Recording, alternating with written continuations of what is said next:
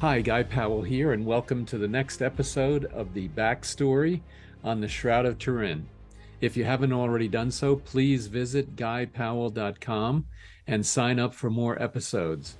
I am the author of the upcoming book, The Only Witness, A History of the Shroud of Turin. It is a historical fiction tracing a possible yet plausible history of the Shroud over the last 2 millennia. Today, we're speaking with Mark Rivera. He's a Shroud researcher and has a very interesting connection to the Shroud. So, with that, let me introduce Mark. Mark is a retired physicist now living in rural Hawaii. His expertise is in optical physics, optimization using evolutionary and genetic algorithms, as well as in image processing. Mark's hobbies are sketching, digital and AI art, swimming, and playing the ukulele. Mark became interested in the Turin Shroud about 10 years ago when he saw a program on it produced by the History Channel. Since then, he has dabbled in attempts to reconstruct the face on the shroud using a combination of image processing and digital art techniques. He has written a paper describing his latest attempt at reconstructing the face on the shroud. Mark, welcome and glad to have you. Thank you. Welcome. Glad to Absolutely. have me Yeah, on I'm your so show. glad you're here. I'm very interested in talking about some of the imaging things that you've done and showing some of the folks as well what you've done. So, but before we do that, tell us your backstory a little bit more on how you got involved in the Shroud of Turin.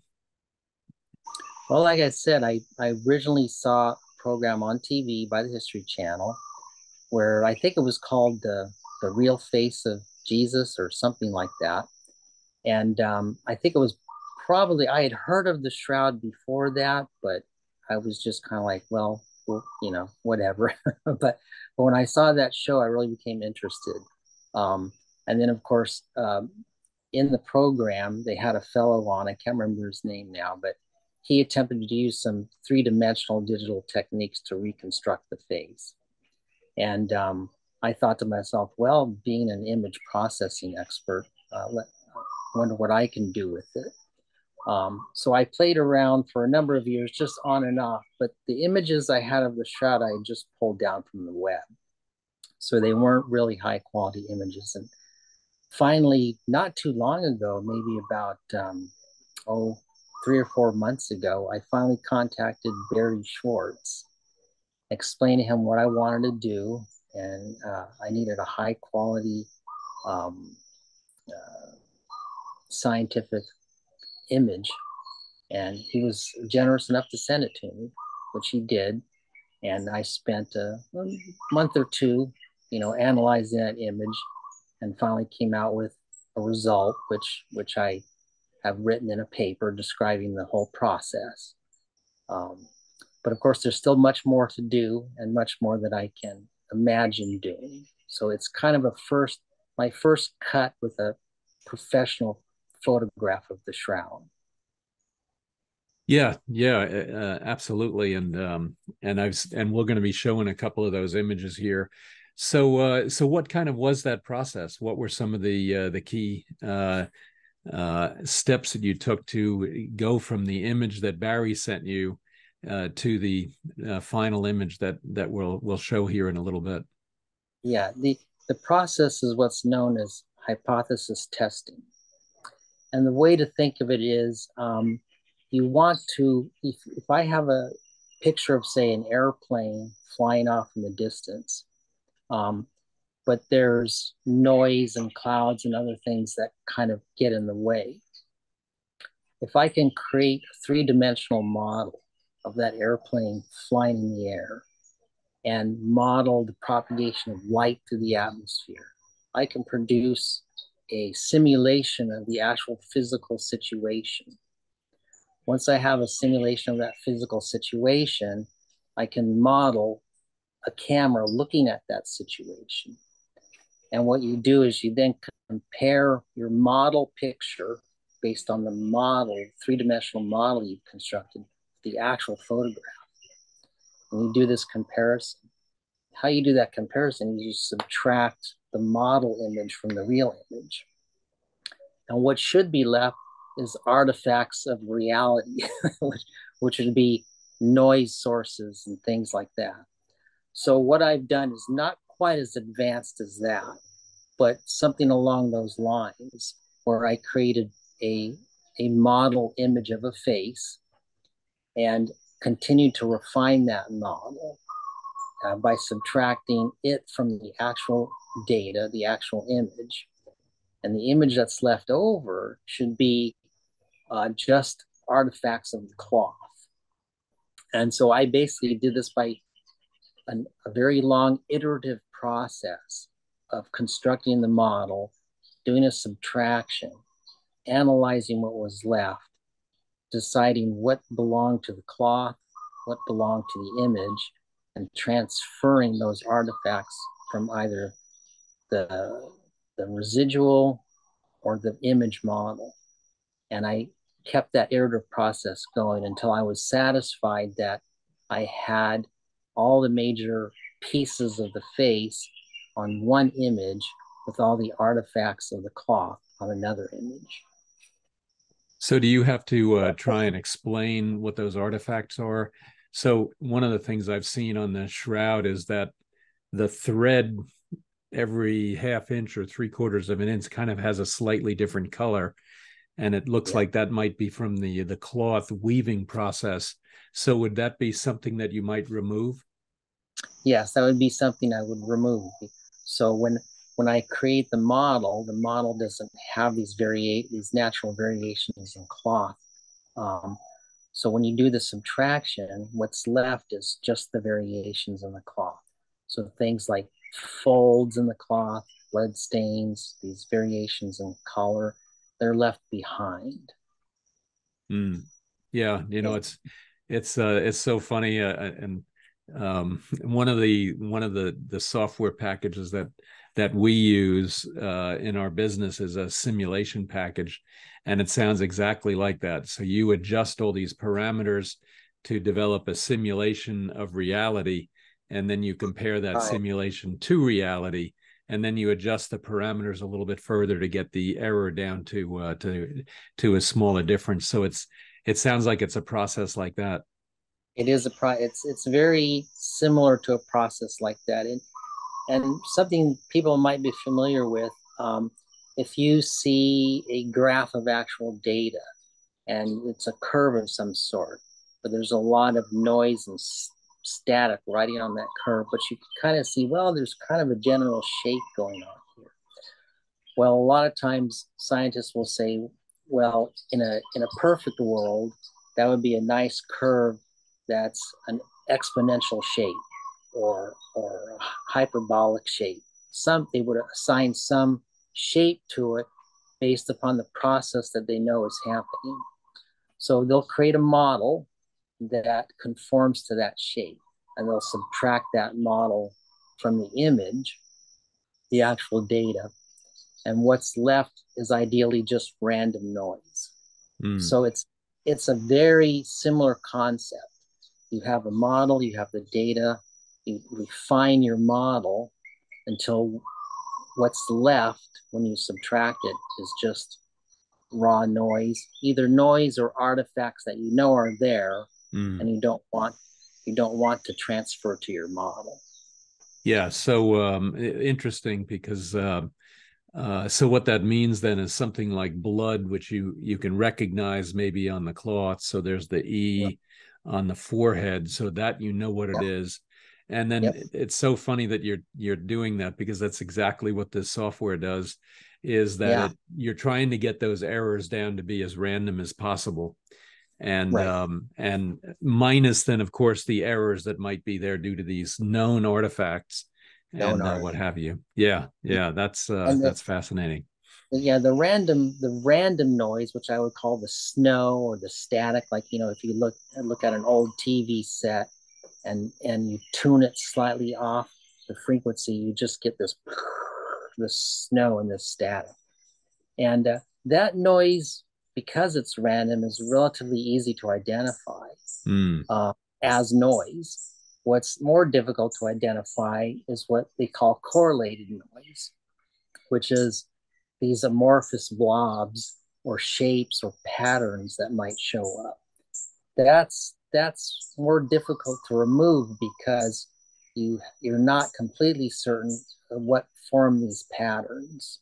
Like we were talking earlier about what looks to be a furrow that runs from the nostril to the corner of the mouth. And the idea is that a pattern that's on the cloth, or is it an actual furrow in the skin? And that's where judgment has to come in based on a model. So if your model has furrows, then you would include the furrows in your model, and that becomes part of the model. If you decide that's not a furrow and it's a water stain on the cloth, then you remove it and put it into the non the residual image. And so that process of eliminating some of these patterns can is a little more tricky than just the random noise, because the random noise is just static and snow, and that's easy to identify. Yeah, understood. And it's funny that you talk about that furrow, and there's a couple of other markings on the face. And Paul Vignon in the 1930s, he did some interesting studies on that. And one of the things that also came up was, with the direction of the light and how the light might be hitting the painting or the mosaic of Jesus's face.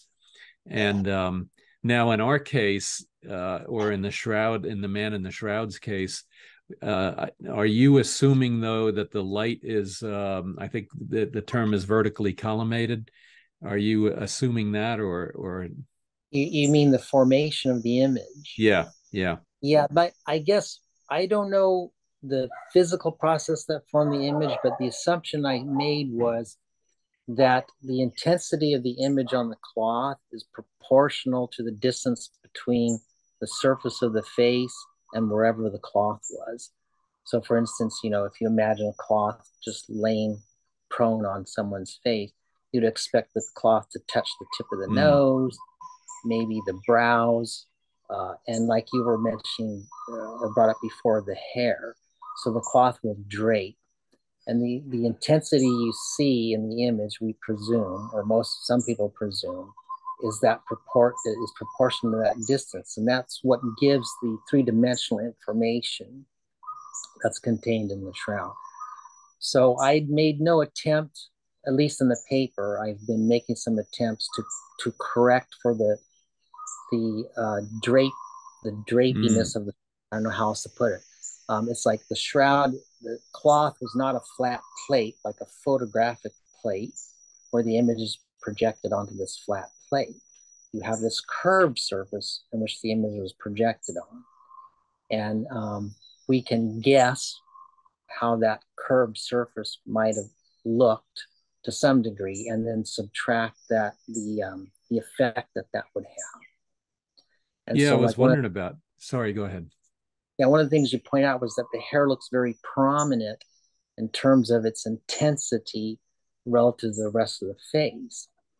And I presume that's because the cloth, as it was draped over the face, was lying close to the hair or even on top of the hair. And therefore, it looks as though the hair is more extended forward than it actually was, because the cloth that picked up the signal was draped across. So the image you see is not a true elevation map of the face, but making some presumptions about how the cloth was laying, you could start to correct for some of those errors. Yeah, yeah. And I would imagine that actually, and I think you mentioned it would be very difficult to actually understand exactly how the shape of that draping is, not only in two dimensions, but then in three, as it Yep. as it hits your nose and then drapes over the mustache or over his mustache, and Right. then to the bottom lip and things like that. Yeah, yeah. And one of the things I did, sort of as a first guess, was I identified points that a cloth might touch, like maybe the brows, the nose, the chin, and decided, okay, if these are places where the cloth touches, and in between these places it just sort of drapes slightly. I actually created a model where 5 or 6 points are holding this cloth Mm, in place, and the rest of it is just kind of sagging slightly. And obviously, it's just a complete guess. But when you take that, if you take that presumption as how the cloth was laying, which it probably wasn't, you you get a image that looks better in terms mm. of what would be an actual elevation of the face. So you can make it look better than it does, and probably a little more accurate. But obviously, in terms of exactly how the cloth was draped, you don't really know. Yeah, and one problem too that I've always struggled with when you talk about the cloth draping over the face or over the rest of the body, one of the things that amazes me is that, excuse me, is that there doesn't seem to be any folds in the cloth. So the image is as if the cloth is almost perfectly laid over the top and the bottom, because there's no folds either on the bottom. And That's and it either means, and most likely this is the case, that when Jesus was buried, that there was enormously great care taken to make sure that the burial with that cloth was really perfectly laid out. right. And that's, I don't know how they could have done that, but they certainly Yeah, must have done that. it's almost like I imagine, like if you're lying in bed and you pull the covers over you, but you just kind of smooth it out and let it just Mm, set on you. You if you're standing there, you would see an outline of a body fairly clearly, because like you said, there's no folds or discontinuities in it. So, and I was also struck by the appearance of the image too, that in the sense that I can't see any artifacts of what would be caused by a fold. It seemed to be draped nice and smooth. So it could be possible that, kind of in, in a sense of reverence, they kind of, draped it over his body in a delicate fashion. yeah, exactly. And then it gets even worse. And I don't know, we're maybe going off in a tangent here, but Yeah, supposedly then there was a strip of linen that wrapped the body from foot to up to the neck and what have you. And there's no folds from that strip either, that at least that I can see. yeah. And I of course, the only thing I can guess is that may have been traditionally what was done, wrapping the body with a strip, or so that everything's kind of bound tight like a mummy, in a sense. Not quite like a mummy, but you know, it's all pulled in. Um, you know, I don't know how traditional they got with his burial and how often that was done or not done. So it would seem certainly that if they had wrapped it like that, you would see evidence of a lot of folding in the material, but I don't see it. Yeah, yeah, me neither. And which and sorry, now we're getting way off from the image, so let me I could talk to you about that for hours, Yeah, but there's lots of tangents you can go on with this topic, yeah, because there's that is a lot of speculation and kind of informed guesswork, I'd say. Yeah. right, right, exactly.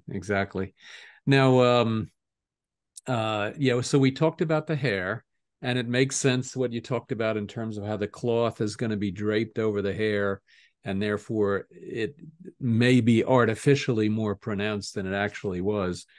And um and what I also find interesting is that there's no ears, or the ears are hidden by the hair. Did you have any thoughts about that? Yeah, the only thing I could think of is obviously the image fades as you move towards the edges.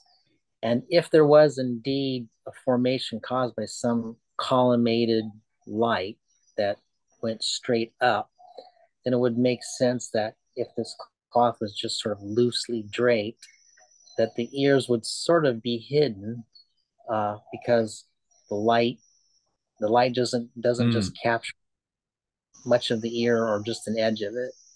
And that in combination with who knows the way the hair might have been draped, or um, I'm sure the body was dirty and full of other things. There could have been anything that might have blocked imaging of the ears. So that's Yeah, the only thing yeah, I can yeah, surmise about the lack of the appearance of any ears. yeah, exactly. And but image of the hair. And I always get, I don't know, I was a big Star Trek fan, and Too. when they were beaming up the guys from from the surface of the planet below, how did the transporter beam know to take the hair, the ears, and then the hair, but not maybe something that was right next to it? And even worse, how did it know not to take like something from under the feet? Because where how did it know? And Yeah, in a we're similar question, how did I mean, obviously it's a God's miracle, so that explains it. But how did that method know, to take the body, but not then the cloth, which was right next to it? How did it know that? So Yeah, you're right. Yeah, I wouldn't know myself. yeah, yeah, I can just yeah. imagine it if the body was it's if the source of the light came from the body itself, the molecules or material aspects of the body, then just the body image would appear, and nothing Mm. else. So we can only sort of, have some informed guesses about it. Yeah. So, well, how about if I show some of the images, and then Sure. if you want to, we can talk through them. So let me share some of my screen. There we go. And I want to show that. And how's that? Can you see that? Yep, I can see that fine. All right. Well, so this is maybe a pictorial way to describe what your process was. Why don't you tell us a little bit about what's going on here? Yeah, so on the far left, you see a picture of the shroud, the portion of the face, obviously. And what you see in the middle there is actually the model image of just the imaged part, the body image part. And that model was constructed by analyzing the image you see on the far right, which is an attempt to produce an imageless cloth, or a cloth without an image on it. And so ideally, what I should see in that far right image is just artifacts of the cloth. So if I examine that image in detail, I don't want to see anything that I can't attribute to the cloth. And if I do that, then I can be assured that my model in the middle image, which is hard to see because the intensity of the facial image is very low when it's in the negative. So it's hard to see, but I think we can show an image of that's been enhanced so that you can Mm-hmm. see them. Um, so that's basically trying to illustrate you've got the actual image on the far left, the model on the right. When you subtract those images, you should ideally get on the image on the far right an imageless cloth where every pattern, shape that you see on that side should be attributable to blood stains, water stains, anything but the image itself. Mm. So you can see over here, that's the E-shaped of the blood, and then Right. it looks like you have then the artifacts of the weave of the cloth. So you have this line here, this slightly darker line, and then this Yes. horizontal line as well, Yep. that seems to be going through there. And then Right. you have then different artifacts of blood in the hair and things like that. Yeah, and some water stains and Mm. the banding that's caused by um, like the water stain there at the top, or just the natural color variations in the cloth. Yeah. Yeah. Now, of course, now what I like to point out is there could be artifacts of the face still contained in that image, but they're so small, either spatially or small in terms of visibility, that you can't really see them. So it's possible that I've left behind some fine details of the face that remain as part of my imageless uh, cloth, simply because it's difficult to see. Mm, yeah. So can I do the big reveal then of the result? All right, here we go. Yeah, now what you see in the middle there, that darker image, that is the model image that I've enhanced so you can see it more clearly. The actual intensity of that image is way low, simply because the intensity of the actual image in the cloth is very low. So I've enhanced it so you can see it. So that's the model. And then from that model, I start to take what I call artistic license in terms of doing two things. Getting symmetry back into the face, because it's been distorted from facial trauma. There's bruising and whatnot. So correcting for that using some symmetry techniques. But then also starting to add some color, like where the skin's obviously going to be this color, the hair might be black or gray, the lips are more pink. So now you start to make some suppositions about what to do to correct for what you see there in the middle. Yeah, it's very impressive. And just to point out, I guess a couple of things off the raw produced image, and you can kind of see how the nose looks like it was broken. So right Definitely. here, it looks like it may be broken. And Yes. as I mentioned, this book from Paul Vignon, he points that out. He points this ridge out. He points these brows or frontal arches here, Yep. and then you have these two bruises on the one cheek, and then the furrows as well underneath each of the cheeks. And then I Right. guess because this bruise is here, this furrow is pretty strongly indicated. Right. Yes, it is. Um, And yeah. Go ahead. yeah, no, I was yeah, if you don't mind. So then there's also one of the things that happened, or that's been hypothesized, is that as the body was brought down from the cross, it had to have been turned over on its face, over on its back, over on its side. And it's possible that this right here is actually a blood that is coming out of the lungs through the mouth, and then and then comes down through here. And Right. then lastly, you can see this notch out of the beard, which is slightly offset, and it's probable that when he was being beaten by the Roman guards, possibly by the temple guards, that they grabbed his beard and just ripped a chunk of his beard out. Yes. That I think that's quite possible.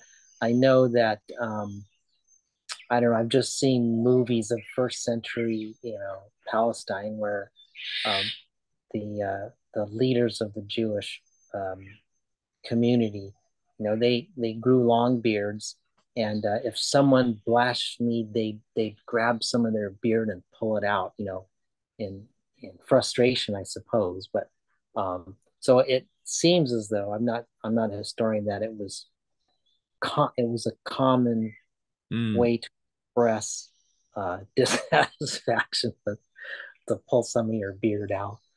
Yeah, interesting. I hadn't heard that, but that makes a lot of sense, because if you were and I don't remember if there's a different sect, from the Pharisees or the Sadducees or the Essenes, but if you shaved your beard then that would also be that was against the law, I believe, and be Right. interesting to hear whether that's true or not. The other Yeah. thing that's interesting, there's been a lot of supposition or hypotheses as to whether there were coins placed on the eyelids to keep the eyelids closed. And I'm wondering if, looking at these two relatively bright spots over the eyes, whether those were actually coins there. And then I notice, in your more artistic rendering, that it looks like maybe something else happened here that is related to those. Yeah, and like I said, to me, it doesn't appear as though there's coins, but it very well could be. Um, Simply because you start the the deep setness part of the eyes, the image gets very faint.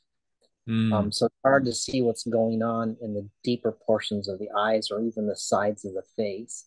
Because, like I said, the image fades dramatically in some of these areas. Um, so what you see protruding where the eyelid would be, it's a little uncertain as to whether that protrusion is just the eyelid or if something's resting on top of the eyelid. mm, It's just a little hard to interpret. And to me, it looks to be if I produce contours, so like in some of my image processing techniques, I could take that image and make contours where it will draw a line of identical intensity. mm, What it does is it allows you to see the shape of things a little clearer. Like for example, if I contour the nose, you see the contours definitely making this wiggle. That the bridge of the nose is not straight. Um, and in fact, I use the contouring to help me straighten that nose up. I mm. was able to morph it into a straight line, and that's part of the process I did to go from the image you see in the middle to the image on the right. But I presumed when I was doing it, moving from middle to right, that there were no coins there, Mm. and, uh, and basically started to fill in some of the areas where the image is very faint. Yeah. Well, one of my problems with the coins as to whether they're there or not goes back to kind of my Star Trek example. How Oh, does the process know where the edge of the eyelids are? Number one. Number two, if this is let's say it is some kind of a radiation or even a neutron theory, which Robert Rucker has, then did the coins distort that right there on the image during the image making process? And right. so it may be that there were actually coins on there, but they don't show up as full coins because of the whole image making process and things like that. And then potentially the last thing I was thinking about as well is, if that cloth is draping over your face, then was the cloth, it would seem like, if your eyes are closed, that those coins would protrude up high enough that maybe they are that much closer to the cloth and therefore that much brighter, because it really does look like there's something going on there. Right. Yeah, all these are reasonable Yeah, explanations. yeah, yeah, And like I said, it's we and sometimes we just have to do some guesswork and yeah. you know, Well, what we do too, and I told you about this software, is we do a sensitivity analysis. So we would then do one image with the coins, so for example, and then one yeah, without, and there then you then you could do a kind of a check as to which one you think maybe is more lifelike. yeah, if we ever do discover the actual phenomenological process that occurred, then you could actually model that, the physics of it, I would say, if it's Mm, modeled, the right, physics right. of it, or at least the physics of it that occurred in this world. Maybe I'll put it that way.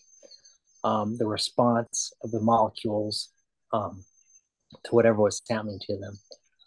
If you could somehow model that, if we had a better idea of what was actually going on, then you could probably, like you said, create a situation where coins are there and coins are not, produce these model images and say, okay, which model matches what we actually see?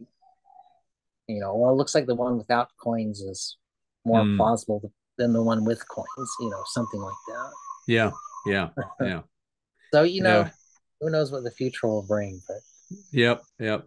And and I wonder, as much as I would like to know exactly what the you called it the phenomenological process was, that I think a lot of the Shroud authenticists would really like to know that and figure that out.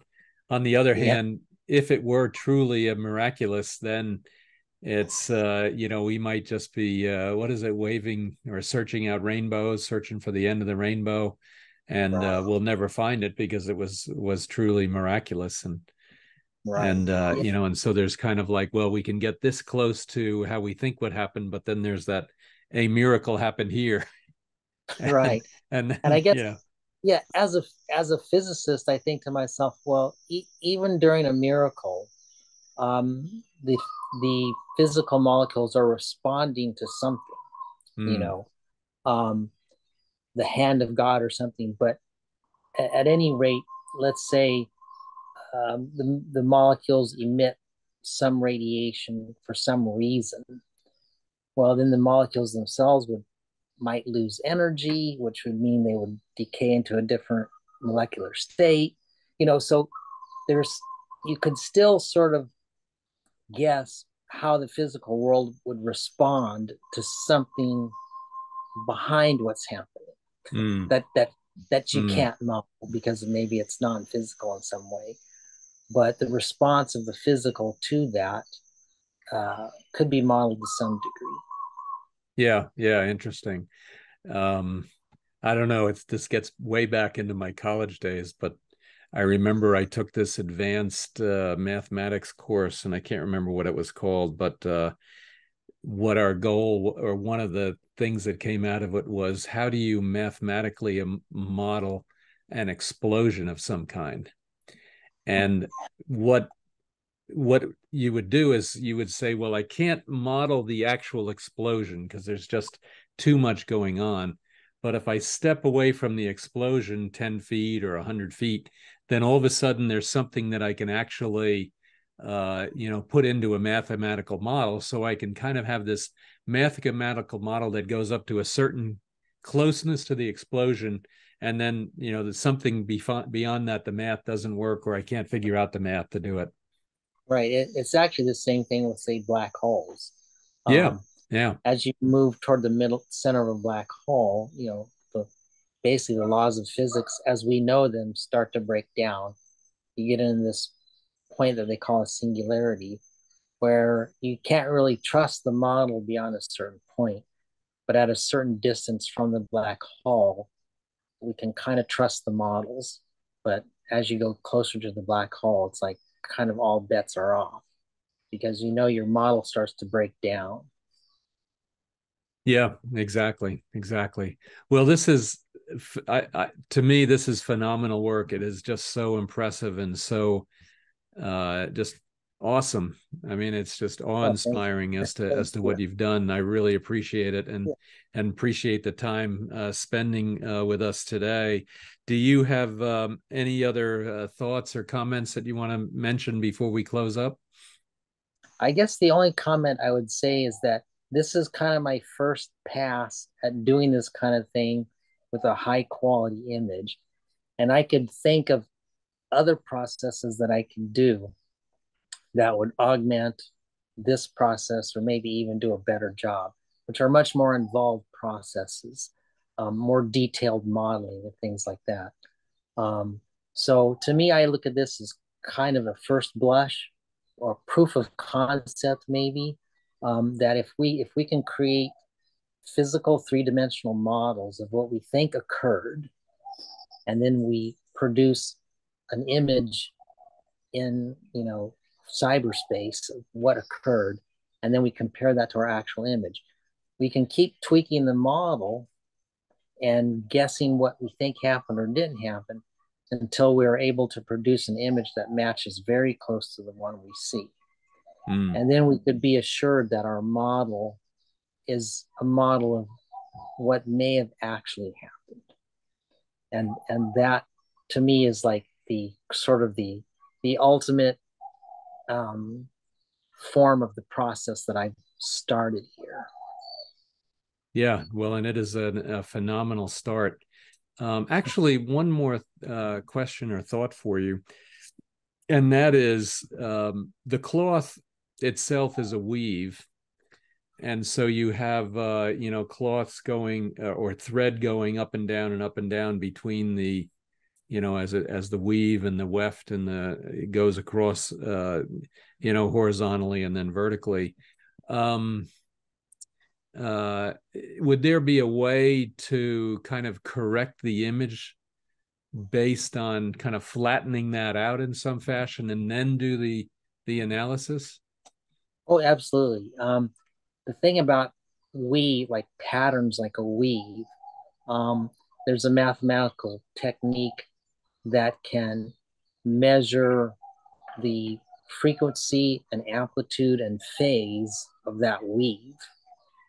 And once you have the frequency, amplitude, and phase of the weave, you can just subtract it out. Mm, And mm, so, yeah, there's definitely, if you have a known process, and you can model that known process, then you can duplicate it, produce an image of this process, and subtract it from the actual object or image of the object. And you've, for the most part, essentially eliminated that mm. artifact. Yeah. And so I guess, and in your modeling process, then that would be part of this random noise that you're trying, I guess, to get down to in some fashion. Right. Like I Yeah. said, there's a combination of random noise. There's a combination of patterns, consistent patterns, and just amorphous blobs from blood stains and water stains, and all these forms of artifacts, forms of noise, I would call them. You want to try and get a handle on how they were produced, what they're composed of, and and use that to say this is an artifact, this is noise, and this is part of the face. Mm. Yeah. Very interesting. Because they're obviously very different things, and if you can characterize them well enough, then you can extract one from the other. Right now, they're all kind of mushed together in one image, and the idea is to try and separate all that's going on into these. I think of it as different layers. You've Mm, got the weave layer, you've got the water stain layer, you've got these different layers. That's how I kind of picture it in my mind. And all these mm, layers are pushed together, and you want to try to pull them apart. mm.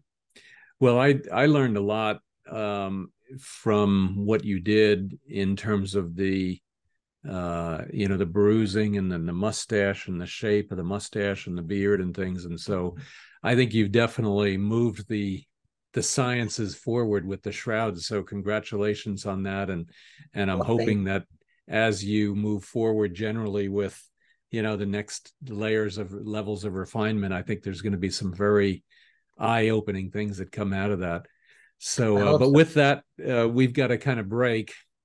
In any case, thank you so much. And now, what we'll do is, I think you said you have your paper out on the web somewhere. And what we'll Yes. do is we'll put a link to that paper in the show notes. So if anyone is interested in downloading that paper, they'll be able to do that and get that link. And then otherwise, any other last comments or? No, other than thanks for having me on and being interested enough to showcase my work. It's been a pleasure, and I hope people take a look at it, and we can sort of collaborate on getting different experts together and unraveling the mystery. Yeah, absolutely. And there's unfortunately there's regardless of, of how much work you do on the shroud, what I found is that there's always 10 times more to do. So Yeah. even if you did, another day's work, there's still another 10 or Oh 100 yeah. days. So Yeah. it never gets smaller, it just gets bigger. It just gets big. Yes, it does. It doesn't it? Yeah, it really does. Well, Mark, thank you so much. Very fascinating, and definitely for me and hopefully for the audience, very Right. educational and informative and valuable. So with that, for the audience, please stay tuned for many other videos in this series of the backstory on the Shroud of Turin. And otherwise, please visit guypowell.com and sign up for more of these episodes. And if you like this one, please rate it with 5 stars. Mark, thank Right. you so much. Thank you so much, Guy. It's been a pleasure. Absolutely. Thank you.